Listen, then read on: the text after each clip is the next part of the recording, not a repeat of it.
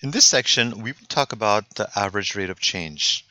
The average rate of change is another term for the slope between 2 points. Now, slope, we know that as y2 minus y1 divided by x2 minus x1. But since we are using function notation, instead of y2, we are going to say that y2 is the output for the input of x2. So this is going to be f of x2. y1 is the output for x1, so minus f of x1 divided by x2 minus x1.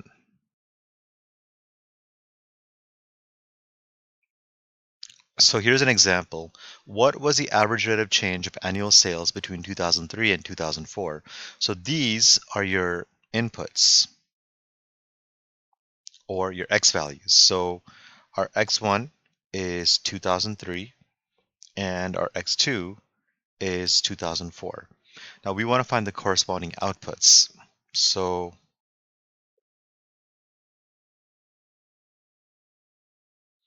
what is the output when the input is 2003? Well, when the input is 2003, the corresponding output is 230. What is the output when the input is 2004?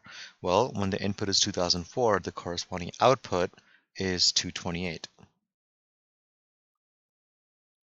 Once we have that listed, all we have to do is we have to plug this into our formula, which is f of x2 minus f of x1 divided by x2 minus x1. So we have 228 minus 230 divided by 2004 minus 2003. So this is negative 2 over 1, which is just negative 2. So what this tells you is that from 2003 to 2004, the annual sales are falling by, and this is in millions, so the annual sales are falling by 2 million units. And how do we know they're falling? Because the rate of change is negative. And we can see that in 2003, they sold at 230 million. In 2004, they sold 228 million. So their sales dropped by 2 million. Okay, let's check the average rate of change between 2003 and 2005. So our x1, our input, is 2003, and x2, our second input, is 2005. Now let's find the corresponding outputs, f of x1 and f of x2. Well, when the input is 2003, our output is still 230. Now we're looking for the input of 2005. When the input is 2005, our corresponding output is 222. So let's plug it into the formula, f of x2 minus f of x1 divided by x2 minus x1. So our f of x2 is 222 minus our f of x1, which is 230, divided by 2005, which is our x2, minus 2003, which is our x1. So 222 minus 230, that's negative 8. And 2005 minus 2003 is 2, which gives you a negative 4. So here's what that tells us. It tells us that between 2003 and 2005, on average, sales were falling by $4 million per year. Okay, so sales were decreasing or falling because our rate of change is negative by 4 million units per year. So a simple way to think about it is in 2 years, from 2003 to 2005, the sales fell by 8 million. So each year on average, they're falling by 4 million. That's what this is saying. Okay, let's take a look at another example. Based on the graph, we want to estimate the rate of change from f of x equals 1 to x equals 5. As soon as you see this terminology, rate of change, you want to find f of x2 minus f of x1 divided by x2 minus x1. And I think the easiest way of doing this is to label everything. So we know our x1 is equal to 1, and our x2 is equal to 5. Okay, so we got that. We're going from 1 to 5. So we want to find out what are the corresponding outputs for x equals 1 and x equals 5. So when x equals to 1, the corresponding output, in other words, f of x1, so when x equals to 1, the corresponding output is going to be somewhere over there. And we kind of have to estimate that. It looks like it's a little less than halfway between 1 and 2. So I'm going to say that the output is approximately 1.4. Okay, and we want to go to x equals 5. So our second x value is 5. That's our input. So inputs are the x's. The output is a corresponding y value.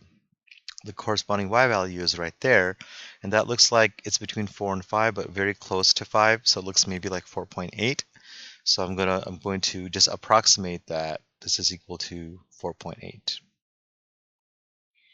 My formula is f of x2 minus f of x1 over x2 minus x1. The reason it's important to label these is now you can just plug these in.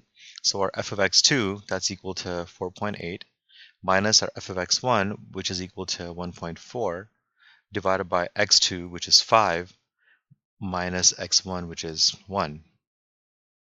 So let's simplify this. We have 4.8 minus 1.4. That's going to be 3.4.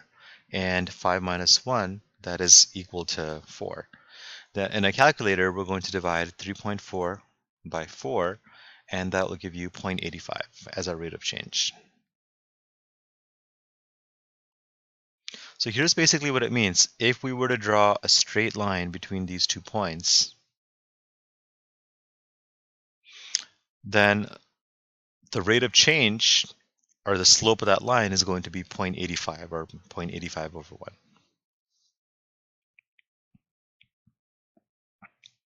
Based on the graph, find the average rate of change from 0 to 9. Let's do this one in class, but I'll help you guys get started. So we know that our first x value is x equals to 0, and our second value, x value, is x equal to 9. So what I want you guys to think about is I want you to find the output when x equals to 0, and I want you to find the output when x equals to 9.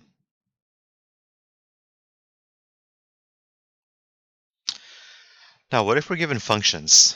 We want to find the average rate of change of the function g of x equals 3x cubed minus 1 from x equals -4 to x equals positive 2. All right, well, let's do this. So first, let's list our x's. Our x1 is equal to -4, and our x2 is equal to positive 2. We want to find the corresponding outputs. So now we know our x1 is equal to -4, so we want to find out what is f of -4, and our x2 is equal to 2, so we want to find out what is f of 2. So I'm going to do that on the side. I want to find out what is f of -4. So on the side here, I'm going to find out what is f of -4. So for f of -4, or sorry, not f, this is g, so I should be using the letter g here. So in order to find g of -4, we want to use an input of -4 in the function g of x. So g of -4 is going to be 3 times the quantity -4 to the third power minus 1. So this x value is being replaced with a -4. So you can put this in a calculator or do it by hand. I'll do it by hand just to show you guys what's going on. So order of operations, we got parentheses, which are simplified, then we do exponents. So this is 3 times -64 minus 1. -4 cubed is -4 times -4 times -4. So multiply that by 3, that's -192. Subtract 1, and that's -193. So the output when x equals to -4, in other words, g of -4, that's equal to -193. Okay, now let's find g of 2. So in other words, what is the output for g of x when the input is 2? So we have 3 times x cubed, which is 2 cubed, minus 1. So 2 cubed is 8, so we have 3 times 8 minus 1. 3 times 8 is 24. 24 minus 1 is 23. So when the x value is 2, if you plug in x equals 2 into your function, we have an output of 23. Okay, so what's our rate of change? Our rate of change is going to be g of 2 minus g of -4 divided by 2 minus -4. So in other words, we got f of x2 minus f of x1 divided by x2 minus x1. So let's plug in the numbers. We know that g of 2 is 23, so that's your f of x2, minus f of x1, which is negative 193. We got that double negative, one negative from the formula, and one negative because g of negative 4 itself is negative 193. So we have our y2 minus y1, basically, or g of 2 minus g of negative 4, divided by x2 minus x1. So our x2 and x1 are 2 and negative 4. Okay, so let's simplify this. This becomes a positive, so we got 23 plus 193, that gives you 216. 2 minus negative 4, this becomes 2 plus 4, which is 6. And we got 216 divided by 6, which equals to 36, which is our average rate of change. Okay, let's do another one. Same function. I'm sorry, I take it back. It's a little bit different. We've got 3x cubed minus 6x on the interval negative 3, 1. So what this tells you is that our first x value is equal to negative 3, and our second x value is equal to positive 1. Here's what I want you guys to do. I want you to find g of negative 3, and I want you to find g of 1, and those will be the corresponding outputs for x2 and x1. So we'll do this one in class. You can think about it if you want to, but we will do this in class.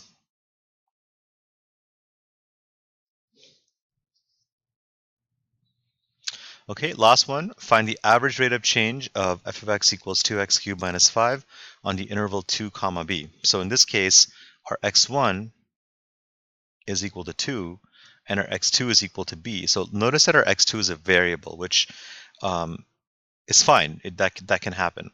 So let's find the corresponding outputs. So we have g of x1, which is g of 2, because remember, x1 is equal to 2. So g of 2, that's going to be 2 times 2 squared minus 5. So put this in a calculator. We got 2 squared is 4, 4 times 2 is 8, 8 minus 5 is 3. So the corresponding output is equal to 3 when the input is equal to 2. Now let's find g of x2. Okay, so we know that x2 is b, so we want to find g of b. Now the input is b, and I'm sorry, in this case it was a letter F. I apologize.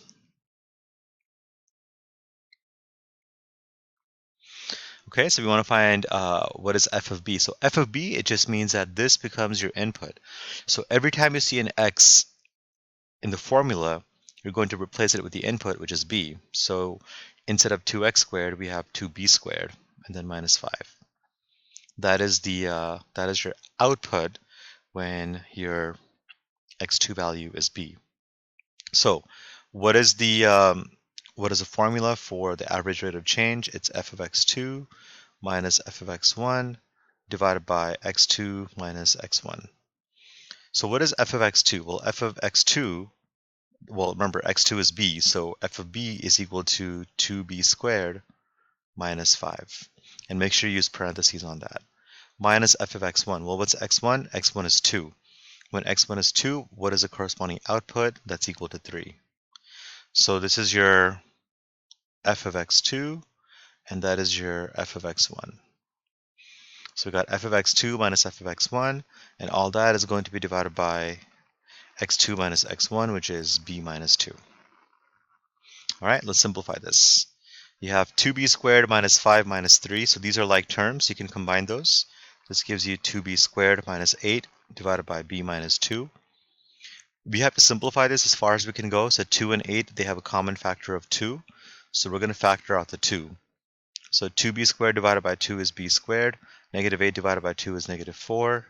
And then we have b over b minus 2. Then we're going to get 2 times the quantity b plus 2 times b minus 2 all over b minus 2. We factor that, it's a difference of squares. So these are going to divide to be 1. And our final answer is 2 times the quantity b plus 2.